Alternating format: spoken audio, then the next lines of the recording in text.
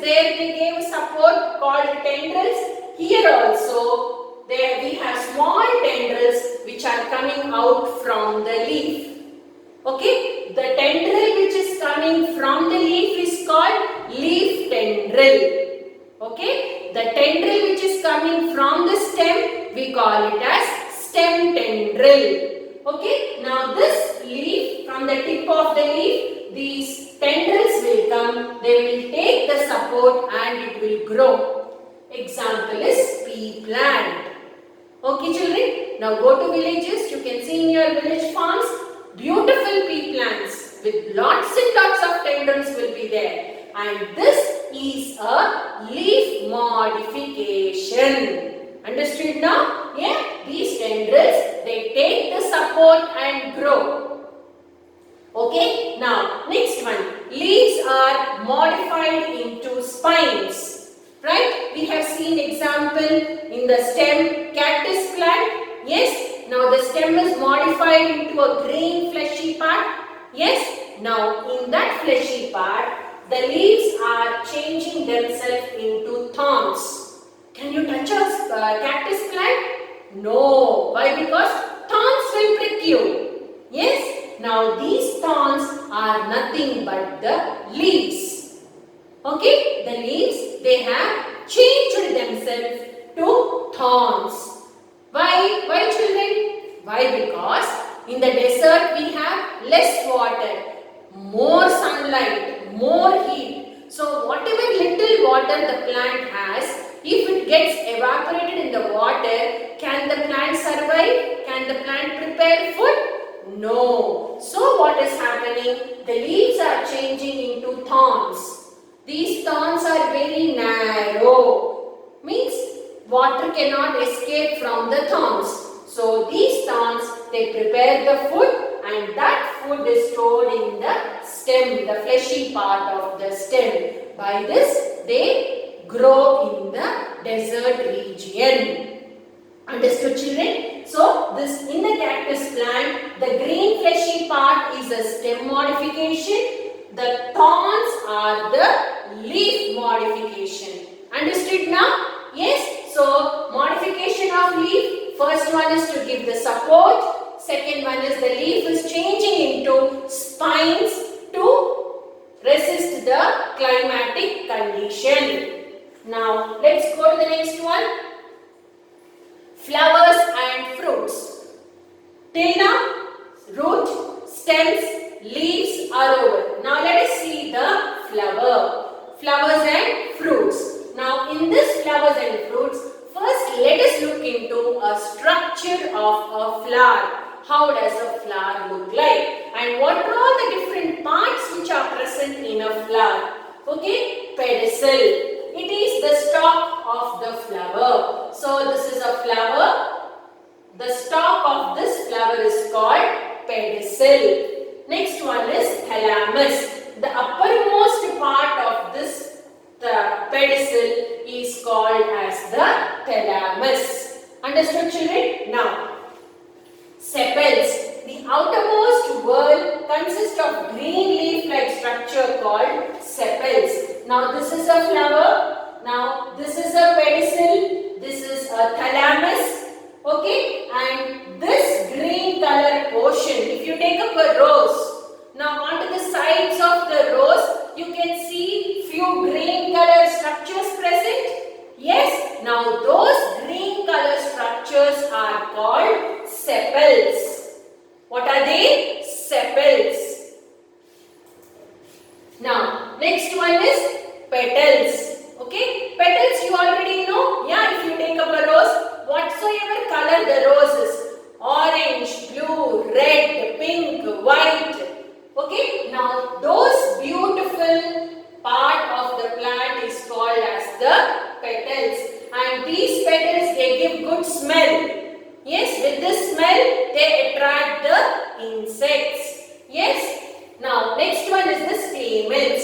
Now, the stamens are the male part of a flower. So, each stamen contains a thin green stalk of a filament. Now, each stamen will have a stalk called the filament.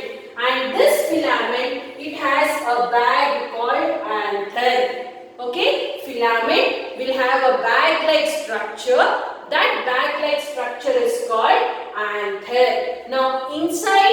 anther, you have got the pollen grains. Pollen grains are very tiny, tiny grains. Okay, very soft, very powdery form. Those are called as the pollen grains. And these pollen grains, they help in the process of reproduction in plants. Understood now, children? Yes. So this whole long one is called as a stamen. Now to this stamen, we have got thin green stalk, that is called as the filament, and each filament will have a bag-like structure called as the anther, and to this anther, inside the anther you have the pollen grains which helps in the process of reproduction. Now see here, in the center we have got a flask-shaped structure called as the pistil or the carpel. Okay, now this whole part is the carpel. Now which is the female part of a flower? Its base is slightly swollen called as the ovary. This is ovary. Then the short tube-like structure is called as the style. This tube-like structure is called style. And above is the stigma. This is stigma. Stigma receives the pollen grains from the anther, and inside the ovary, ovules are present. Now this is a complete picture of different parts of a flower. Now see children, this one is the stem. Okay, now this stem is also called as pedicel. Okay, now these green color structures are called as sepals. Okay, now this outermost whorl of a flower is called the petals. Okay, now to this petals we have so many things.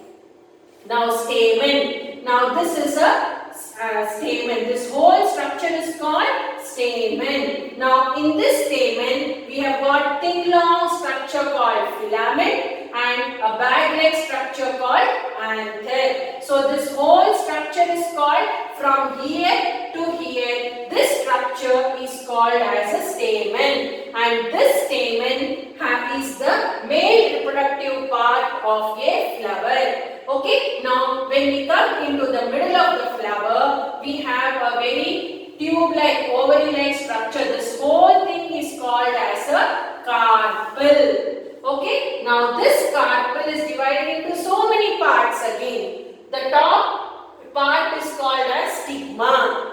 Okay, the long tube is called style. Then inside you have the pollen tube. Okay, then there is a tube called as a pollen tube. Now when you come to the middle of the flower, the oval-like structure is called the ovary. Okay, ovary contains ovules. Now stigma, style, ovary, they put together, it is called as carpel. And this carpel is the female reproductive part of the flower. The pollen grains from the anther, they fall on the stigma, they go down through the style, they go down, reach the ovary. There it will combine with the ovary and forms either a fruit or a vegetable. Understood children? So this part, this picture of a flower, the different parts of a flower are very, very important. So look into this and try practicing the parts of a flower with the labeling. Okay children? Now let's move on to the next slide. Now pollination. We said pollination. Pollen grains are present and pollination is happening. What is pollination? The pollen grains, they transfer from the anther to the stigma or of the same flower, or they go to another flower by either wind, water or insects. This process is called pollination. Pollination is very important because if the anther, the pollen grains, if it is not reaching the ovary, then you will not have either a fruit or a flower. Okay, so this pollen grains which are there in the anther, it will come to the ovary, it will reach the ovary.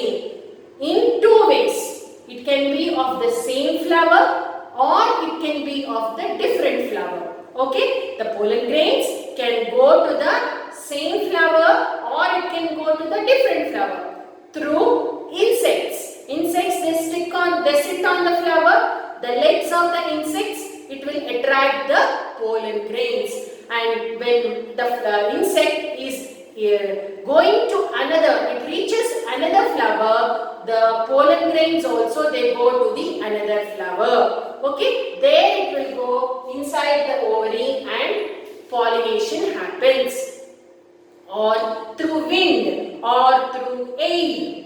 Okay, the pollen grains, they move from one flower to the another flower through a process, and this process happens for pollination. Okay, now after pollination, ovary changes into fruit and ovule changes into seeds. See from here, the pollen grains which are there in one flower, okay, with the help of the bee and insect, the bee, it takes the pollen grains, okay, now it goes to the another flower or same flower also sometimes, and it will drop the pollen grains on the stigma. It will reach the ovary and either a fruit or a vegetable is formed. This process is called pollination.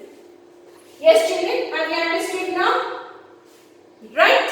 So, we have seen in this lesson the different types of plants. What are the different types of plants we have? Herbs, shrubs and trees. Okay, what are they? How are they different and how they look into? And then we went a little deeper into the parts of the plant. We have seen each part in detail. Yes, we have seen first the root, the different functions, the types of roots we have, tap root and fibrous root, different functions of the root we have seen. Yes, and also different modifications of the root, how the roots are modified to support, for their support, that also we have seen. Then we went on to the stem. Yes, different types of stems what we have, the different functions of a stem and different modifications of the stem. Then we have seen leaf, the different structures of a leaf, the different functions of a leaf and the leaf modifications. Then finally we have seen flowers. Okay, how it happens, what are the different parts which are present in a flower and what are the different functions in a flower and how does